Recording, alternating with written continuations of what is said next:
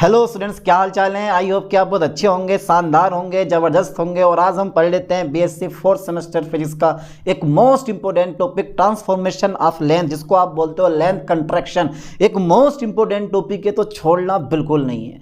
Unit second है relativity, रिलेटिविस्टिक्स, kinematics, और paper का नाम तो आपको याद है ही, पर्सपेक्टिव ऑफ मॉडर्न फिजिक्स। चलिए फिर करते टॉपिक स्टार्ट। ओके, ये टॉपिक बड़ा शानदार होने वाला है आपका।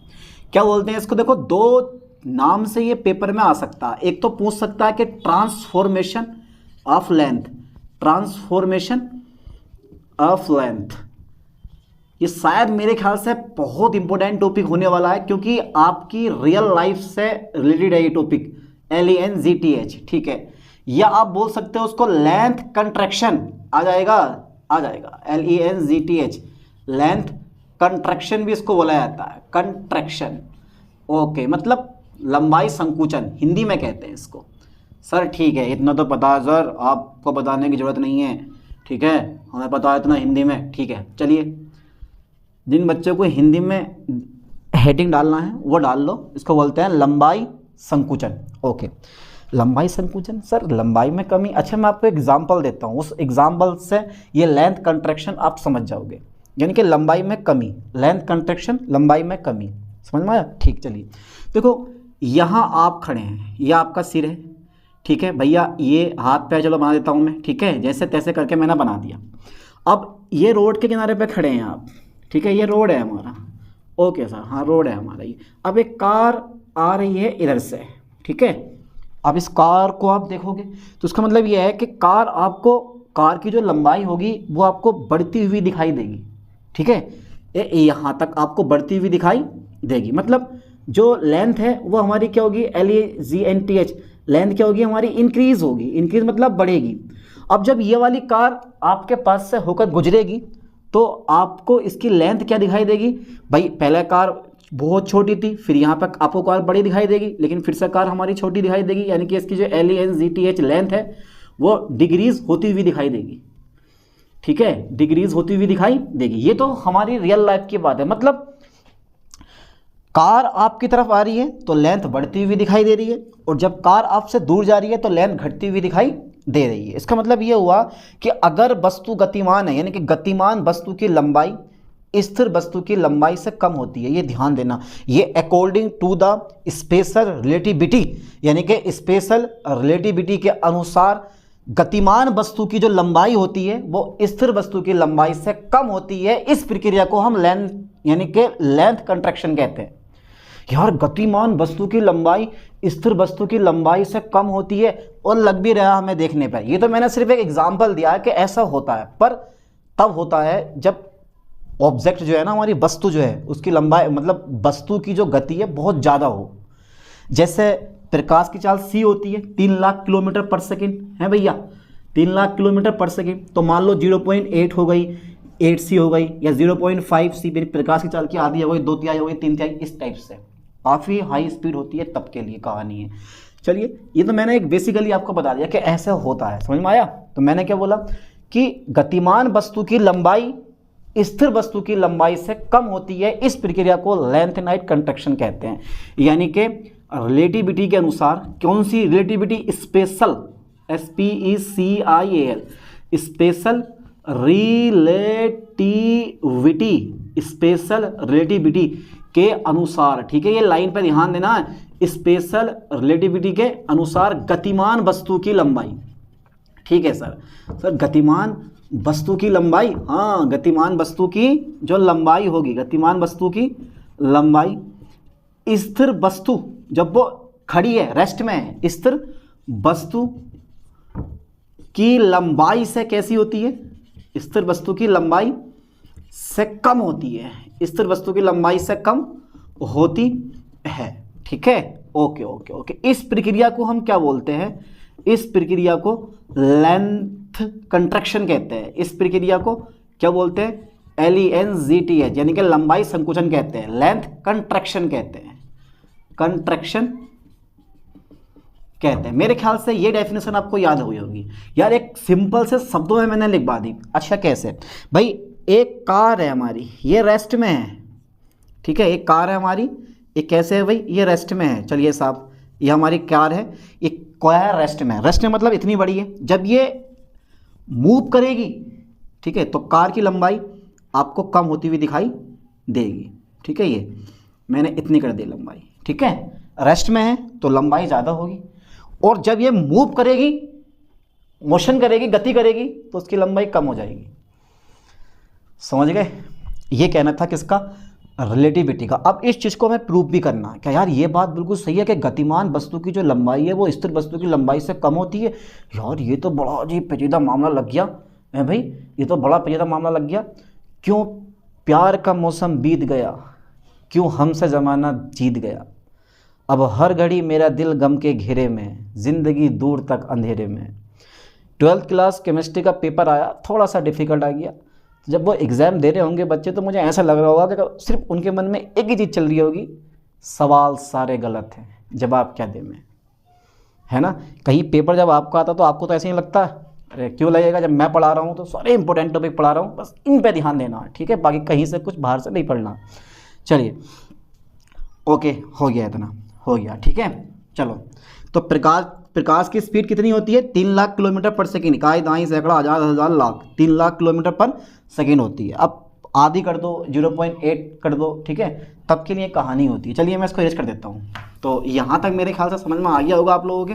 अब इसके बाद मैं थोड़ा सा आगे बढ़ाता हूँ। बढ़ा दो सर, थोड़ा सा आगे बढ़ाओ, पूरा बढ़ाओ, कोई दिक्कत नहीं है। समझ गए कि इस प्रक्रिया को लेंथ कंट्रैक्शन कहते हैं। अच्छा, इसका एक फॉर्मूला आता है, ठीक है, फॉर्मूला लिख दूँ पहले ही मैं इसका एक, ठीक है। कभी कभी यार फॉर्मूला मेरे याद नहीं है, फिर करेंगे ड्राइव इस चीज़ को। L बराबर, ठीक है, L नोट हो गया, और रूट में हमारा आता है 1 माइनस के v square upon c square, ठीक है। भैया c क्या है? प्रकाश की चाल है, इसे तो कोई रोक नहीं सकता। और v जो है वो ऑब्जेक्ट की चाल है, यानी कि ऑब्जेक्ट मतलब वस्तु की चाल है। v क्या है? वस्तु की चाल है। c क्या है? प्रकाश की चाल है। L नोट क्या है? L क्या है वो अभी आगे देखेंगे। फिलहाल फॉर्मूला L बराबर L नोट रूट 1 माइनस के v square upon c square. Okay, कर लोगे याद इसको कंप्लीटली, ठीक है। अब चलो, अब करते हैं डेरिवेशन करते हैं इसका, ठीक है, ठीक है, डेरिवेशन करके देखते हैं अभी एक बार। ओके, तो आप सब लोग मेरे साथ तैयार हो बिल्कुल, ठीक है। चलिए, 2 फ्रेम लो, एक S और एक S डैश, ठीक। सर आप ले लो, फिर बाद में हम लेंगे। ये इस टाइप से, फिर मेरे पास ये इस टाइप से आ गया, है ना, ठीक है। ये फ्रेम का नाम दे दिया मैंने S, ठीक है, S फ्रेम मान लिया मैंने। एक छड़ है, ये छड़ है हमारी, ठीक है, ये ध्यान देना, ये छड़ है हमारी एक, ये जो आपको छड़ दिखाई दे रही है, ये एक छड़ है। अब पता नहीं किस चीज़ की है, पर है छड़, ये छड़ है हमारी, ठीक है।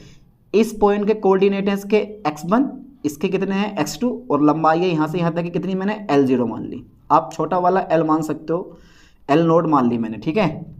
ओके ओके ओके, मान लिया। अच्छा ठीक है, अब क्या है कि एक फ्रेम और है मेरे पास, ये है fixed frame, FIXD, fixed frame है, यानी कि रुका हुआ फ्रेम है ये, ठीक है, फिक्स्ड फ्रेम है। अब सेम टू सेम एक फ्रेम और लेते हैं S डैश पर, वो क्या करेगा? मूव करेगा। ये तो भैया फिक्स्ड है, ये तो मूव करने वाला नहीं है, फ्रेम फिक्स्ड है और छड़ भी क्या है हमारे पास, फिक्स्ड है। लेकिन अब क्या होगा, एक फ्रेम मैंने और लिया, इसके कोऑर्डिनेट लिख दो, इसका x हो गया, इसका मेरे पास y हो गया, इसका मेरे पास इधर से x नहीं यार, ये लो, ये लो x y एंड z, ठीक है, ये मान लिया मैंने। अब सेम टू सेम एक मेरे पास फ्रेम और है। अच्छा सर, एक फ्रेम और है, इस फ्रेम को मैंने z डैश माना, x डैश माना एंड y डैश माना, ठीक है। इसमें ये फ्रेम क्या है? ये मूविंग फ्रेम है। मूविंग मतलब ये भैया मोशन कर रहा, गति कर रहा, मूविंग फ्रेम है, ये वाला मूविंग फ्रेम है, ठीक है। और कौन सी दिशा में गति कर रहा है? x अक्ष की धनात्मक दिशा में v वेग से गति कर रहा है। इसका मतलब है छड़ भी x अक्ष की धनात्मक दिशा में v वेग से गति कर रही होगी, ठीक है। ये छड़ है, इस छड़ का नाम दे दो AB। ये छड़ कौन सी है मेरे पास? A और B, ठीक है। अब इसके कोऑर्डिनेट इस वाले फ्रेम में x डैश और ये वाले मेरे पास कितने हो जाएंगे? x2 dash. लंबाई कितनी हो जाएगी मेरे पास? L। अब हमें ये चेक करनी है कि ये लंबाई ज़्यादा होगी या ये लंबाई ज़्यादा होगी। वैसे तो सिंपल सी बात है, मूविंग फ्रेम, मैंने बोल दिया गतिमान वस्तु की जो लंबाई है वो स्थिर वस्तु की लंबाई से सदैव कैसी होती है? कम होती है। तो ये लंबाई जो होगी वो इस लंबाई से कैसी होगी? कम होगी, ठीक है। इसलिए मैंने थोड़ी सी लंबाई कम कर दे जाऊँ, चलो ये कम कर दी मैंने लंबाई, ठीक है। लेंथ भी मैंने यहाँ से कर दी, लो साहब, चलो ये बड़ी है, ये छोटी हो गई, ठीक है। ध्यान देना यार, क्या क्या चीज़ डाल रखी है BSc 4th सेमेस्टर में यार, डर तो नहीं लगा पढ़ते हुए? अरे बड़ी चीज़ है। तो अब हम क्या मान लेंगे, मेरे बात ध्यान सुनना, फ्रेम फिक्स्ड है, छड़ फिक्स है, विरामावस्था में, लेकिन यहाँ फ्रेम मूव कर रहा है, तो फ्रेम के साथ साथ में वस्तु भी क्या कर रही है, मूव कर रही है। जैसे हम कार में बैठे हैं और जैसे कार है, कार चल रही है, कार के अंदर हम बैठे हैं, हम क्या कर रहे हैं, हमारे साथ साथ, यानी कि हम कार के साथ साथ चल रहे हैं। वैसे ही ये मान लो एक कार है, कार के अंदर ये आप बैठे हो, ठीक है, तो आप कार के साथ साथ चलते रहोगे, मतलब आप विरामावस्था में हो कार के सापेक्ष, ठीक है, लेकिन कार के साथ साथ आप गति कर रहे हो। चलिए देखते हैं आगे। तो सबसे पहले जरा ध्यान देना, मान लेता हूँ मैंने, माना S तथा S डैश, इसका नाम दे दो S डैश, माना S तथा S डैश, ठीक है, माना S तथा S डैश क्या है, दो फ्रेम है, दो निर्देश फ्रेम है या कोऑर्डिनेट सिस्टम है, दो फ्रेम है। S जो है ना, S फ्रेम जो है, फ्रेम S जो है, ठीक है, चलो हिंदी में दे रहा हूँ मैं, फ्रेम S जो है, S फ्रेम वो विरामावस्था में है, ठीक है, विरामावस्था में, ओके सर, फ्रेम S जो है, S फ्रेम विरामावस्था में है, ठीक है सर, ये फ्रेम S विरामावस्था में रखा आपने, फिर विरामावस्था में, तथा S डैश फ्रेम जो है ना, S डैश फ्रेम वो क्या कर रहा है, V वेग से, V वेग से, ठीक है, V वेग से कौन सी दिशा में, X अक्ष की धनात्मक दिशा में, ठीक है सर, X अक्ष की धनात्मक दिशा में गति कर रहा है, X अक्ष की धनात्मक दिशा में गति कर रहा है, धनात्मक दिशा में गति कर रहा है, ठीक है, गति कर रहा है, तब देखो गति कर रहा है, ठीक है, यानी कि माना S तथा S डैश दो फ्रेम है, S फ्रेम विरामावस्था में तथा S डैश फ्रेम V वेग से X अक्ष की धनात्मक दिशा में गति कर रहा है। AB क्या है, AB एक छड़ है, AB क्या है, एक छड़ है, छड़। तब देखो, तब क्या होने वाला, तब फ्रेम S में आ गया मैं, ठीक है, फ्रेम S में, फ्रेम काय में S में, जो मेरे पास L नोट होगा, ठीक है, ये वाली प्रारंभिक लंबाई जो होगी, प्रारंभिक लंबाई L नोट होगा, वो किसके बराबर होगी, x2 माइनस के x1। इसको आप चाहो तो समीकरण नंबर फर्स्ट बना सकते हो, ठीक है। फ्रेम किसके लिए, फ्रेम S डैश में लंबाई कितनी हो रही है इसकी, L बराबर कितना है, x2 डैश, ठीक है सर, x2 डैश माइनस के x1 डैश, यही हमें L का मान निकालना है। इक्वेशन नंबर हमारी कितनी आ जाएगी सर, सेकेंड आ जाएगी, जरूरी आगे काम आएंगे। अब ट्रांसफॉर्मेशन इक्वेशन लगा दो, लॉरेंज ट्रांसफॉर्मेशन इक्वेशन लगा दें, बोला लगा दो, लगा दे जाए, चलो। तो फ्रॉम लॉरेंज ट्रांसफॉर्मेशन इक्वेशन, ठीक है, लिख दिया मैंने, LTE, from Lorentz transformation equation आप पूरा लिख लियो, ओके। चलिए x1 का मान जब मैं निकालूंगा, ठीक है, तो बराबर कितना होता है, x1 डैश प्लस के V T डैश अपोन में, ये प्राइम बोल देते हैं इसको, कोई दिक्कत नहीं है, 1/v² अपोन के c²। आप चाह रहे हो तो x1 dash equal to x1 minus के vt का भी यूज़ कर सकते हो, ठीक है, हो गया x1 का मान, ठीक है, okay okay okay okay. Equation number मेरे पास थर्ड हो गई। अब x2 का मान निकाल दो, निकाल दें तो ये हो जाएगा x2 डैश प्लस के vt डैश, चाल तो समान है क्योंकि एक समान वेग है, ठीक है, बराबर अपोन में कितना आ जाएगा मेरे पास, 1 माइनस के v² अपोन के c², ठीक है, यहाँ तक कवर हुआ, ठीक है। तो L नोट का मान x2 माइनस के x1, L का मान x2 डैश माइनस के x1 डैश, ठीक है। फ्रेम LT यानी कि फ्रॉम LTE, फ्रॉम मतलब से, लॉरेंज ट्रांसफॉर्मेशन इक्वेशन से, ठीक है, x1 की वैल्यू ये, x2 का मान ही आ गया। इक्वेशन नंबर फोर्थ कर लो, अच्छा घटा दो, फोर्थ में से थर्ड को घटा दो, ठीक है। चलो यहाँ तक पहले स्क्रीनशॉट ले लो, ले लिया स्क्रीनशॉट, ठीक है, ठीक है सर, ले लिया हमने इसका स्क्रीनशॉट, ओके ओके।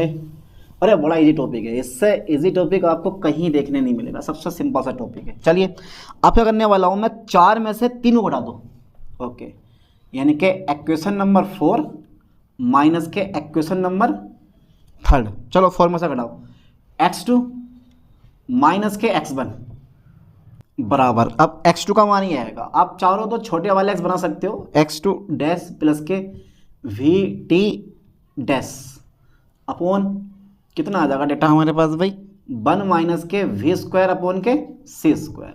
ऐसे मान लगा दो किसका, x1 की वैल्यू लगा दो, x1 है ये वाला, x1 डैश प्लस के vt डैश अपोन के रूट 1 माइनस के v² अपोन के c², ठीक है। अच्छा सर ये आ गया। अब क्या मिल रहा है हमें कॉमन, तुम खुद बताओ, मुझे पता नहीं है, तुम देख के बताओ क्या मिल रहा है आपको कॉमन। सर जो कॉमन मिल रहा है हमें वो ये मिल रहा है, ये वाला 1/√1 माइनस के वी स्क्वायर अपोन में कितना है मेरे पास सी स्क्वायर। ठीक है, अब अंदर क्या रह गया मेरा रह गया अंदर भैया x2 डैश प्लस के वी टी डैश यानी कि प्राइम माइनस के x1 डैश माइनस के वी टी डैश। अब ये वाला माइनस क्यों हुआ, क्योंकि जब माइनस से अंदर गुणा करोगे तो माइनस प्लस माइनस हो जाएगा। अब वी टी डैश से वी टी डैश कैंसिल हो गया, हमारा डेटा कितना बचा, हमें बचा 1 माइनस के वी स्क्वायर अपोन के सी स्क्वायर। ठीक है, और ये क्या है x2 डैश माइनस के x1 डैश। ठीक है, अब जो है ना हमारा चल क्या रहा है x2 माइनस के x1 हम यूज़ कर रहे हैं। अच्छा ठीक है, मैं इसको इरेज कर देता हूँ। ठीक है सर, मैंने इसको इरेज कर दिया। ठीक है भैया, चलिए x2 माइनस के x1 1/√1 माइनस के v square upon c square x2 dash minus के x1 डैश। डाटा हो गया था ना हमारा। अब x2 माइनस x1 किसके बराबर है, ये मैंने बोल दिया कि x2 माइनस x डैश समीकरण 1 और समीकरण 2 का आप यूज़ कर सकते हो। L 0 के बराबर है ये। ठीक है, चलिए ये L 0 के बराबर है, L नोट के बराबर है 1/√1 माइनस के v square upon c square, और ये किसके बराबर है, ये केवल L के बराबर है ना। ओके ओके, तो आप लिख सकते हो समीकरण 1 और 2 से, ये तो समझ गए हो, लिखने की जरूरत नहीं है। x2 minus x1 L note के बराबर है और L जो है वो x2 डैश माइनस के x1 डैश के बराबर है ना। अब ये भाग वाला काय में आ जाएगा हमारा गुणा में, तो L हमारा मिल गया L नोट रूट कितना मिला 1 माइनस के वी स्क्वायर अपोन के कितना रह गया सी स्क्वायर। ठीक है, यानी कि यही हमें फॉर्मूला ड्राइव करना था। ये क्या चीज़ है, ये फॉर्मूला क्या है, यह है लेंथ कंट्रक्शन का सूत्र है। ठीक है, यही तो मुझे प्रूफ करना था। ठीक है, यह है लेंथ LENGTH, यह है लेंथ कंट्रक्शन का सूत्र है। अच्छा, मैं एक क्वेश्चन दे रहा हूं आपको, सूत्र है।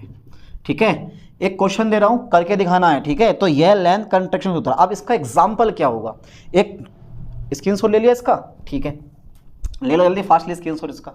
ठीक है, हटा दें इसको। ओके यार, इतना इजी है, बताओ कहाँ डिफिकल्ट है, ये डिफिकल्ट लगा आपको, नहीं लगा होगा क्योंकि सिंपल सा टॉपिक है, आराम से कवर कर लो। अच्छा, मैं एक क्वेश्चन दे रहा हूँ तुम्हें, एक छड़ की लंबाई कितनी है, ये एक न्यूमेरिकल है। ठीक है, ये करके दिखाना है मुझे अभी। ठीक है, इसका आंसर लिख के दिखाओ, न्यूमेरिकल है ये। ठीक है, ओके ओके, ठीक है, ध्यान देना।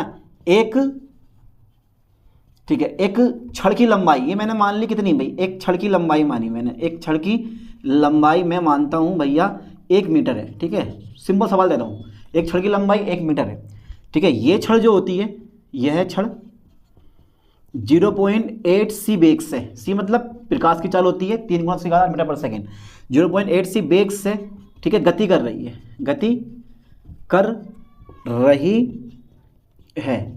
ठीक है, ठीक है, इस छड़ की लंबाई में परिवर्तन ज्ञात कीजिए। इस छड़ की लंबाई में क्या ज्ञात कीजिए, लंबाई में परिवर्तन ज्ञात कीजिए। ये तो पता है तुम्हें, परिवर्तन ज्ञात कीजिए। ठीक है, ज्ञात कीजिए, ये आपको पता है, ये चीज़ आपको पता है कि यार जब गति करेगी तो लंबाई घटेगी, लेंथ लाइन कंट्रक्शन होगा। तो मैं इसका आंसर बता रहा हूँ तुम्हें, 1 में से 0.36 बचेगा, 6 0.6 मीटर के आसपास आ जाएगी। ठीक है, यानी कि ये हमारा किसकी वैल्यू आ गई, L का मान आ गया, और हमारा फॉर्मूला आएगा L बराबर L नोट रूट 1 माइनस के v square upon c square. C square 4 fix है, भी का मान हमें कितना दे रखा है, 0.8 से दे रखा है। ध्यान देना, तो भी का मान लगाओ और गुणा भाग करके इसका जो आंसर आएगा वो कितना आएगा, L का मान 0.6 मीटर, और L नोट का मान कितना लगाओगे, 1 मीटर। तो ऐसे सवाल कभी कभी पेपर में पूछ लेता है, बहुत इंपॉर्टेंट है। इस चीज़ से ये चीज़ काफ़ी क्लियर हो जाती है। चलिए मिलते हैं नेक्स्ट लेक्चर में, नेक्स्ट वीडियो के साथ। थैंक्स।